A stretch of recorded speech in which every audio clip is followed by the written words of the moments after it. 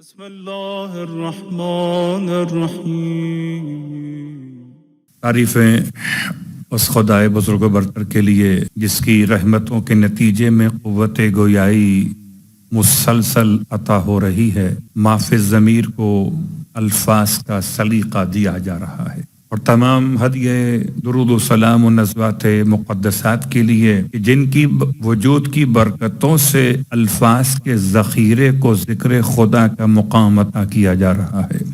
الحمدللہ الذی جعلنا من المتمسکین بالقرآن العظیم واجعلنا من المتمسکین بولایت علی ابن ابی طالب علیہ السلام وجعلنا وإياكم ان شاء اللہ من الطالبین بثأر الحسین مقبلیہ الامام المہدی من آل محمد علیہم السلام۔ اما بعد، شکر پروردگار عالم کے ساتھ کہ اس نے کل کے بعد آج کا دن پھر نصیب کیا، ہمیں اہل قبور میں شامل نہیں کیا، ہمیں مریضوں میں شامل نہیں کیا، ہمیں پریشان حال افراد میں شامل نہیں کیا۔ اس کا احسان کہ ہمیں اپنی عبادت کے لیے ذکر خدا کرنے والوں میں شامل کیا، اور ذکر خدا بھی ایسے ہمیں نصیب کیا کہ دل میں محبت علی ہے، زبان پہ ذکر خدا ہے۔ نجات کا راستہ آسان ہے، بیت سے نکل کر امام کے بیت میں پہنچائے گئے ہیں۔ یقیناً اس شکریہ کے ساتھ کہ آج اس بیت رضا میں ہیں، کل انشاءاللہ بیت قائم میں پہنچیں گے، مسجد سہلا ہوگی، امام قائم علیہ السلام کا گھر ہوگا، اور تمام اہل ایمان امام کی خدمت میں طرف قیام انشاءاللہ حاصل کریں گے۔ سورہ مبارکہ محمد کی آیات کے ذیل میں تفسیر اپنے مقام پر کی خدمت میں آہستہ آہستہ پہنچایا جا رہا ہے۔ کل سورہ مبارکہ محمد کی تفسیر میں بات وہاں تک پہنچی جہاں آیت نمبر 9 مکمل ہو گئی آخری جملے کے ساتھ کہ پروردگار عالم نے ان کے اس حال کی کیفیت کو دلیل کے ساتھ بیان کیا۔ ذالک بأنہم کرہوا ما انزل اللہ، یہ سب کچھ اس لیے ہوا کہ وہ کراہیت کر رہے تھے اس تمام چیزوں سے جو اللہ نے نازل کی تھی۔ اگر کراہیت نہ کرتے تو کبھی منہ کے بل نہ گرتے۔ خدا نے منہ کے بل گرایا میدان میں اور اعمال کو برباد کر دیا۔ فَأَحْبَطَ أَعْمَالَهُمْ، اللہ نے ان کے اعمال کو برباد کر دیا۔ حبط اعمال یا حبط اعمال بہت بڑا عنوان ہے، اور اس کے مقابل ایک عنوان ساتھ ساتھ چلتا ہے، وہ ہے تکفیر سیئات، یعنی حبط حسنات اور تکفیر سیئات۔ کون سے ایسے اعمال ہیں جن کی وجہ سے انسان کی نیکیاں برباد ہو جاتی ہیں؟ یعنی کچھ گناہ ایسے ہیں کہ جن کے انجام دینے سے انسان کی نیکیاں برباد ہو جاتی، اور کچھ ایسی نیکیاں ہیں کہ جن کے کرنے سے گناہوں کا اثر ختم ہو جاتا۔ ایک کا نام ہے حبط حسنات، ایک کا نام تکفیر سیئات۔ یہ پورا عقیدہ علم کلام کے اعتبار سے پوری بحث۔ البتہ جیسے میں نے کل آپ کی خدمت میں جاتے جاتے عقیدہ بدا کی بات کی تھی، مجھے یاد، اور میں آپ کی دعاؤں سے ابھی اتنا کمزور حافظے والا ہوا نہیں ہوں، گرچہ بوڑھاپا تو آ رہا ہے، برا آپا نہیں آ رہا۔ اور آپ کو معلوم ہے کہ علم کلام اور عقیدے کے مسائل میں جو در آل محمد سے وابستہ ہیں ان کے پاس دلیل ہے، اور جو آل محمد کے در سے وابستہ نہیں ان کے پاس کوئی دلیل نہیں ہے۔ جس کے پاس دلیل نہ ہو وہ کل بھی ذلیل تھا اور آج بھی ذلیل، جس کے پاس دلیل ہے وہ کل بھی عزیز تھا اور آج بھی عزیز ہے۔ سوشل میڈیا کا دور ہو، کل کتابیں بند ہوتی تھیں، آج کتابیں کھل گئیں، کل زبانیں بند تھیں، آج زبانیں کھل گئیں۔ کہاں تک سائبر کرائم کی بات کیجیے گا، ہر جگہ تو اختیار اقتدار نہیں چلتا۔ جہاں جہاں محبت اہل بیت کا اثر بول رہا ہے وہاں عقیدہ آل محمد کا اثر بول رہا ہے۔ تو اس لیے میں نے یہ مقدمہ بنایا تاکہ آپ کو آسان لگے کہ آیا جو ہم بحث کرنے والے ہیں اس کی ضرورت کیوں پڑ رہی۔ کہ ہماری اور آپ کی عجیب مجبوری یہ ہے کہ رہتے ہیں اوروں کے ساتھ عقیدہ رکھتے ہیں علی والوں کا.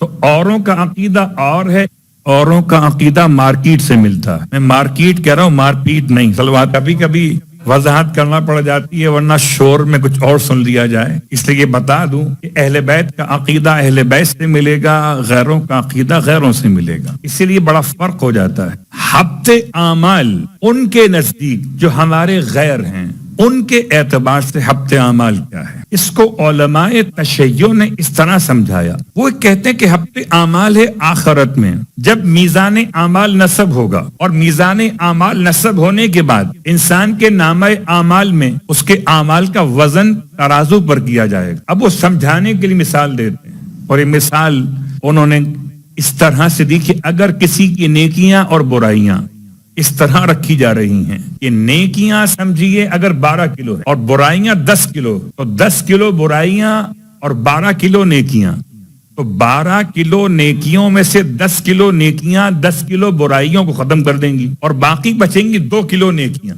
اس کی بنیاد پر انسان جنت میں چلا جائے گا. یہ آپ کا نہیں ہے, سنیے ضرور, مگر اپنے حساب کتاب میں بھی جو قبلہ بیان کر رہے تھے, ایسا نہ ہو کہ آپ وہ حساب لے کے بیٹھ جائیں. اور اس کے برعکس اگر کسی انسان کی برائیاں 12 کلو ہیں, نہیں 13 کلو کر دیتا, برائیاں 13 کلو ہیں اور نیکیاں صرف 12 کلو ہیں, تو یہ 1 کلو کا مسئلہ آ جائے گا. یا 13 میں سے 12 مائنس کرے تو ایک ہی بچتا ہے, 1 کلو. تھوڑا بہت تو حساب آ ہی جائے گا. یہ 1 کلو اگر بچ گیا یہ برائیوں کا عنوان, تو انسان کہاں جائے گا, کہ جہنم میں جائے گا. اگر ایسے میرے الفاظ سے آپ کو یاد نہ رہ سکے, آئیے میں آپ کو لیے چلتا ہوں روایت کے ان جھروکوں میں کہ جہاں جھانک کر دیکھیے ایک شخص ہے, اس کو ابھی قبلہ خشک تقوی بیان کر رہے تھے, وہ روٹی اور انار چرا کر اسی معذور کو کھانا کھلا کے اپنے اکاؤنٹ میں نیکیاں شمار کر رہا ہے, اور امام کے سامنے اس کی تعریف کی جا رہی. اور جب امام نے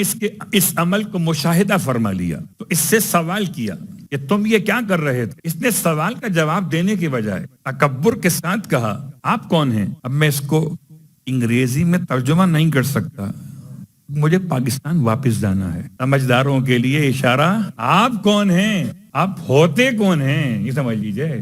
اچھا, امام نے تعارف کرا, سلام ہو خانوادہ اہل بیت پر. سوال کا رویہ دیکھیں, جواب کی شائستگی دیکھیں. پتھر کے جواب میں پھول دینا تو کوئی آل محمد سے سیکھے. ارشاد فرمایا, میں ہوں فرزند اس کا کہ جو ہے باقر العلوم, اور مجھے جعفر صادق کہا جاتا. سامنے سے بجائے اس کے کہ احترام کیا جاتا, بگڑ کر کہا, اچھا تو آپ کے گھر میں قرآن اترا ہے اور آپ کو ہی قرآن کی مطلقاً خبر نہیں ہے. اللہ اکبر. اب تو غصے کا آنا بنتا تھا نا, مگر جہاں عام انسان کا نفس غصے کی طرف مائل ہو جائے, وہاں پر آل محمد کا حلم انسان کو پھر سکھاتا ہے کہ دیکھو برداشت کرو, تمہیں ہدایت کرنا ہے, اس سے لڑنا نہیں ہے. ارشاد فرمایا مسکراتے ہوئے, اچھا کون سی آیت کے بارے میں آپ بتانا چاہتے ہیں, اس کو ہم نہیں جانتے. کہنے لگا, آپ نہیں جانتے؟ سورہ مبارکہ انعام آیت نمبر 160 میں خدا کہتا ہے, من جاء بالحسنۃ فلہ عشر امثالھا. خدا خود نہیں کہتا کہ جو ایک نیکی لے کر آیا ہم اسے اس نیکی کے 10 گنا اجر و ثواب دیں گے. ومن جاء بالسیئۃ, اور جو ایک برائی لے کر پہنچا, ولا یجزی الا مثلھا, ہم اس کو اس کے مثل کے علاوہ کچھ اور نہیں دیں گے. تو ایک کے بدلے ایک برائی اور ایک کے بدلے 10 اچھائی. تو حضور حساب تو لگائیے, ہم نے 4 برائیاں کی ہیں تو 4 کا مطلب 4 ہی تو ہے, 40 تو نہیں ہے. اور ہم نے 4 نیکیاں کی ہیں تو 4 کا مطلب 40 ہے, 4 نہیں ہے. تو اگر یہ 40 میں سے اس 4 برائیوں کے اگینسٹ 4 نیکیاں مائنس بھی ہو جائیں, اٹ مینس ہمارے اکاؤنٹ میں 36 نیکیاں. کیا کہنے, کیا دلیل ہے امام کے سامنے.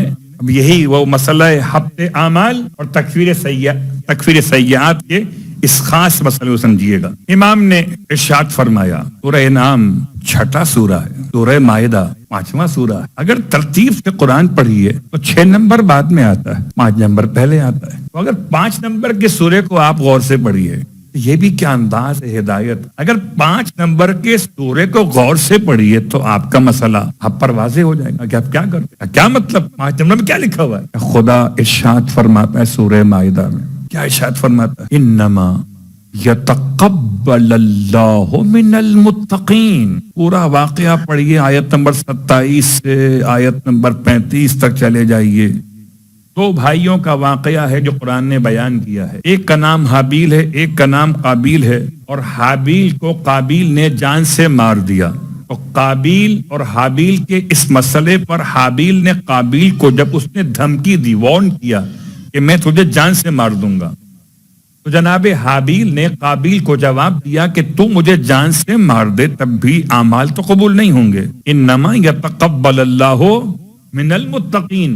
خدا صرف اور صرف متقین کے اعمال قبول کرتا ہے, قاتلوں کے نہیں, ظالموں کے نہیں, سود خوروں کے نہیں, منافقین کے نہیں. خدا صرف متقین کے اعمال قبول کرتا ہے. اب یہ مسئلہ واضح ہو گیا کہ یہ آیت سورہ مبارکہ مائدہ میں اور وہ سورہ مبارکہ انعام کے اندر. تو ہفتے اعمال کیا ہے؟ اعمال کا ضائع کر دینا. اعمال کے ضائع کر دینے کا ایک مطلب واضح ہوگا کہ خدا قیامت کے میدان میں ترازو لگائے گا, نیکیاں اور برائیاں ترازو میں رکھی جائیں گی. تو برادران یہ سمجھتے ہیں کہ ہفتے اعمال کا ایک مطلب یہ ہوا.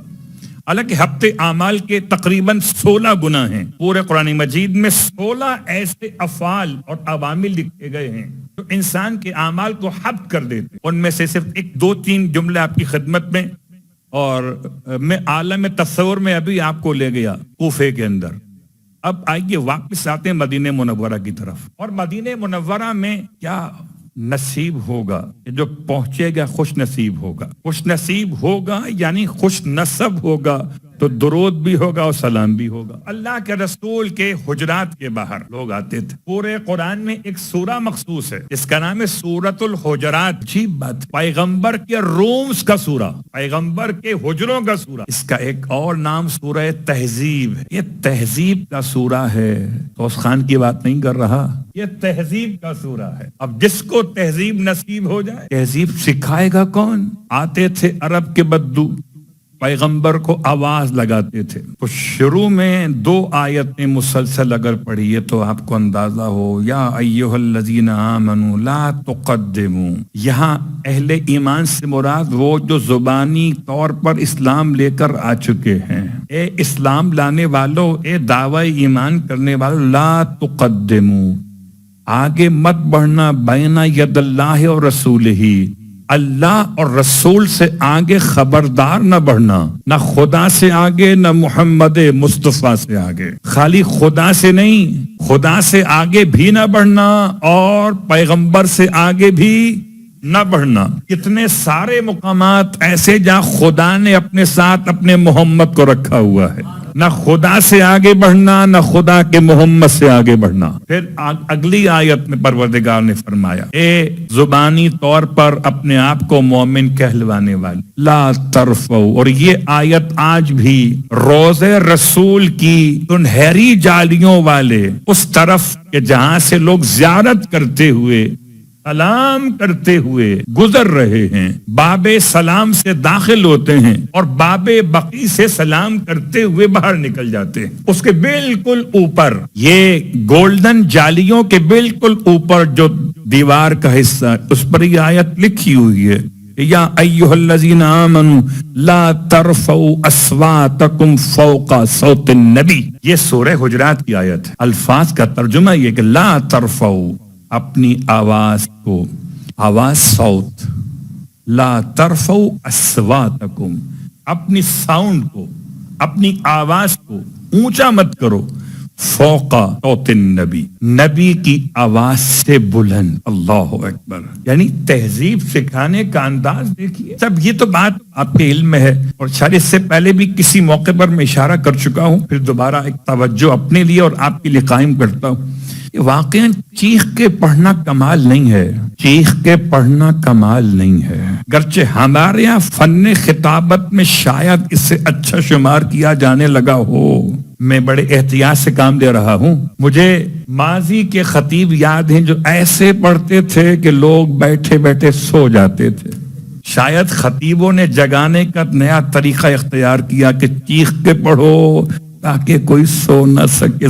خیر میں پورے پاکستان کی خطابت کی تاریخ کا عنوان پیش نہیں کر رہا، لیکن بہرحال ایک مسئلہ ہے کہ چیخ کر پڑھنا خطابت کے اصول میں ہو سکتا ہوگا، لیکن قرآن کے آداب میں آواز کی لمٹ ہے۔ آپ کو تو اندازہ ہے جب ایمپلیفائڈ سسٹم آپ یوز کرتے ہیں، ایمپلیفائڈ سسٹم میں ہر طریقے سے آپ کو اختیار دیا جاتا ہے کہ بیس کتنی ہو آپ کا اختیار ہے، اس میں ایکو کتنا ہو آپ کا اختیار ہے، مکسر کہاں کہاں ہو آپ کا اختیار ہے۔ میری فیلڈ نہیں ہے مگر اس مائک سے اتنی دوستی رہتی ہے، تھوڑا بہت تو جان ہی جاتے ہیں کہ کبھی یہ ناراض ہوتا ہے، کبھی یہ راضی ہوتا ہے، کبھی کبھی ایسا ہوتا ہے کہ ہم اپنے لحاظ سے پڑھ رہے ہوتے ہیں اور انتظامیہ کہتی ہے مولانا آواز نہیں جا رہی تو مائک کو تیز کر دیا جائے۔ مائک کے تیز کرنے سے آواز تیز نہیں ہوتی، شور بڑھ جاتا ہے۔ میں سمجھتا ہوں کہ اگر الفاظ میں زور ہو تو آواز کا زور فائدہ نہیں پہنچاتا، لہذا سوز اور ساز کا فرق لینا چاہیے۔ سوز رہے ساز ہو کہ نہ ہو، میں ساز نہیں کہہ رہا، میں ضروری ہے وضاحت کرنا، ورنہ ایسا نہ ہو کہ میرے تلفظ کو آپ نہ سمجھ سکیں، میں ساز کہہ رہا تھا آپ کہیں اور نکل جائیں۔ خیر یہیں پر رہیے، ابھی تو مدینے جانا ہے آپ، اور مدینے میں اللہ کے رسول کے حجرات کے سامنے کھڑے ہو کر آئیے سنتے ہیں قرآن کیا کہتا ہے۔ قرآن کہتا ہے لا ترفعوا اصواتکم صوت فوق صوت النبی،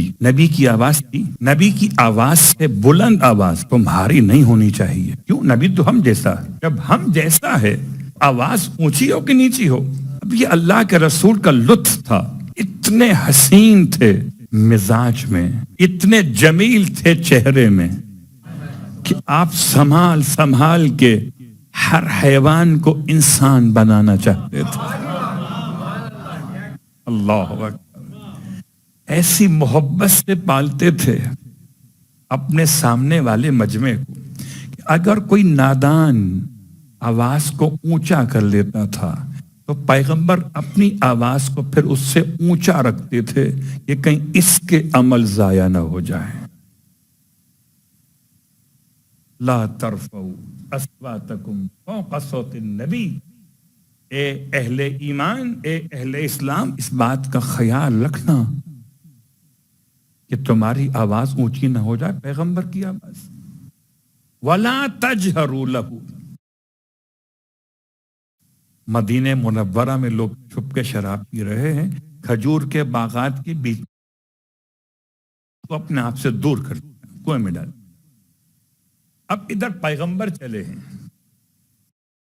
شراب نہیں، فرقہ پینا اور ہے، شراب پینا اور ہے۔ خدا کیسے نیکیوں میں تبدیل کر دیتا ہے سیئات کو۔ اللہ اکبر۔ تو یہ صرف ایک سمجھانے کی مثال تھی، باقی باتیں انشاءاللہ عقیدہ بدا کے لحاظ سے میں نے آج تک بات میں پہنچا دی۔ بدا کے دو معنی ہیں، بدا فی العلم، بدا فی الارادہ۔ بدا فی العلم خدا کے لیے نہیں، میں نہیں جانتا تھا کہ کل کیا ہوگا، میں نے نہ جاننے کی بنیاد پر کوئی بات کہی اور وہ غلط ثابت ہو گئی، یا میں نے اپنی بات کو واپس لے لیا، اسے کہتے ہیں عقیدے میں بدا فی العلم، کیونکہ اس میں جہل لازم آتا ہے۔ اور خدا کے پاس کسی کا علم نہ ہو، خدا کسی کو جانتا، کل کو بھی جانتا ہے اور کل سے پہلے جو آج تھی اس کو بھی جانتا ہے، یعنی وہ ماضی کو بھی جانتا ہے، وہ حال کو بھی جانتا ہے اور استقبال کو بھی جانتا ہے۔ تو اس کے لیے تو یہ ممکن ہی نہیں کہ اس کے علم میں کوئی چیز نہیں تھی، اس نے کوئی حکم دیا پھر اپنے ہی جہل کو محسوس کرتے ہوئے العیاذ باللہ من ذلک قول کفر نقل کر رہا ہوں۔ اس کو سمجھانے کے لیے کہ یہ عقیدہ بدا کیا ہے، واپس دے لیا۔ بہت ساری مثالیں ہیں عقیدہ بدا کے حوالے سے، ایک مثال آپ کی خدمت میں آج اشارہ کر رہا ہوں، باقی باتیں انشاءاللہ کل کیونکہ اب بڑی تیزی کے ساتھ وہ ختم ہو گیا ہاتھ سے ہمارے. اب بتائیے گا ایمانداری. اور ہو سکتا ہے کہ یہ مسائل انشاءاللہ خدا نے چاہا تو آسان سے آسان کر کے آپ تک پہنچا سکتے. اس میں سیرت کا عنوان بھی ہے. سب سے پہلے پیغمبر کے جد عبد المطلب نے اس عقیدے کو روشناس کرایا. زمانہ جاہلیت میں یہ عقیدہ تو وہاں سے چلا جہاں سے آدم چلے، مگر ابراہیم تک پہنچنے کے بعد بیچ میں جو گیپ آیا زمانہ جاہلیت، اس میں لوگوں نے بدا کو کسی اور معنی میں لیا ہے. اب جو زمانے جاہلیت سے بدا کو سمجھیں گے ادھر چلے جائیں گے، اور جو عبد المطلب سے بدا کو سمجھیں گے وہ ادھر آ جائیں گے. ادھر آنا ہی تو خیریت. آج کی حد تک بات کو روک دیا، اور اب روزانہ آپ انتظار کرتے ہیں آیت کا. آیت الیوم میں آج 2 آیت، اور آیت الیوم میں 2 آیتیں، آیت نمبر 19 اور 20 سورہ الحجر یا سورۃ الحجر. بعض اس کو حجر پڑھتے ہیں، بعض اس کو حجر پڑھتے ہیں. بہرحال یہ سورہ آپ کے علم میں 15 نمبر کا سورہ ہے. اس کی 2 آیتیں 19 اور 20. والارض مددناها والقینا فیہا رواسیا وانبتنا فیہا من کل شیء موزون وجعلنا لکم فیہا معیش ومن لستم لہ برازقین. میں ان دونوں آیتوں کو قرآن سے دیکھ کے اس لیے پڑھ رہا ہوں کہ نمبر بھی آپ تک صحیح پہنچے اور الفاظ بھی صحیح پہنچے. ترجمہ آپ کی خدمت میں عرض کر دیتا ہوں. والارض مددناها، اور ہم نے زمین کو ایسے آراستہ کیا، ہم نے زمین کو ایسے کھینچ کے بچھایا. سمجھ لیجئے، آپ کو یاد ہے مدد عربی کا لفظ، اردو کا نہیں ہے. والارض مددناها، اور ہم نے زمین کو ایسے کھینچ کے رکھا کہ وہ القینا فیہا رواسیا، اس میں نہریں بہائی. ہم نے ایسے اس کو بنایا تھا کہ اس میں نہریں بہائی. وہ انبتنا فیہا، اور ہم نے اس میں اگایا من کل شیء موزون، ہر اس چیز کو اس کا ایک برابر وزن تھا. وجعلنا لکم فیہا معیش، اور ہم نے اس میں تمہارے لیے روزگار رکھا. ومن لستم لہ برازقین، اور تم خدا کو تو رزق نہیں پہنچا سکتے. یہ 2 آیتیں لکھ لیں. تک تو میں نے جو آپ کو آیتیں سنائی ہیں پڑھنے والی کتنی بار پڑھو پھر دم کرو. آج مسئلہ کتابت پر آ گیا ہے. ان 2 آیتوں کو لکھ لیجئے، لکھوا لیجئے، اپنی دکان پہ لگائیے، اپنے کاروبار کے آفس میں لگائیے، اپنے گھر میں لگائیے، جہاں پیسے رکھتے ہیں کسی کو نہ بتائیے، وہاں جمع کرائیے. یہ 2 آیت سورہ الحجر کی آیت نمبر 19 اور 20. اتنی برکت، اور اس کے الفاظ آپ دیکھ رہے ہیں، اتنی برکت کہ انسان کا رزق، انسان کی معاشی تمام تکلیفیں خدا ان 2 آیتوں کی برکت سے اتنا دور کرے گا کہ جیسے انسان کی توقع بھی نہ ہو اتنا رزق اس کو عطا ہوگا. کہ خدا خود کہتا ہے کہ تم اس کو رزق نہیں دیتے ہو، وہ تمہیں رزق عطا کرتا. گفتگو تمام ہو گئی. ورث ادا پر آپ کی خدمت میں بہت ساری باتیں سوچ کر آتے ہیں، مگر وقت کو دیکھتے ہوئے آہستہ آہستہ پہنچانا چاہتے ہیں.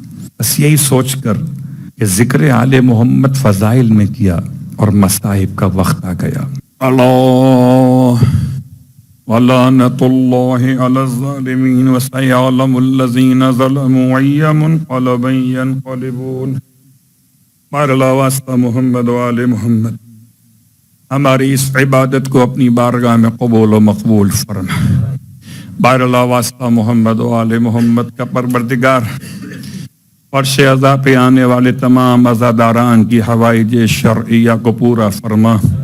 پروردگار واسطہ محمد و آل محمد کا، واسطہ مسلم غریب کا، واسطہ مسلم شہید کا، واسطہ مسلم عبد صالح باب الحوائج کا، کہ جو پردیس میں جن مشکلات میں ان کی مشکلات کا خاتمہ فرما.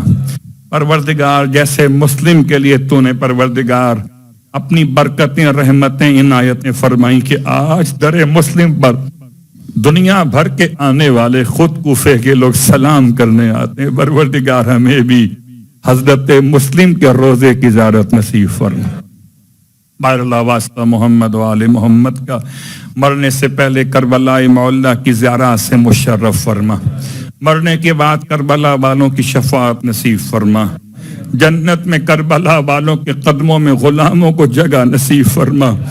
پروردگار واسطہ محمد و آل محمد کا تمام تر اہل ایمان کی عزتوں کی حفاظت فرما، حرمتوں کی حفاظت فرما، جوانوں نوجوانوں کی حفاظت فرما، ہمارے عقیدوں کی اور اعمال صالحات کی حفاظت فرما، تمام تر باطل قوتوں کو جو ناقابل ہدایتوں نے ان کے انجام تک پہنچا، امام زمانہ علیہ الصلوۃ والسلام کے ظہور میں تعجیل فرما، اور ہم سب کو ہمارے مرحومین کو بھی امام کے غلاموں میں محشور فرما۔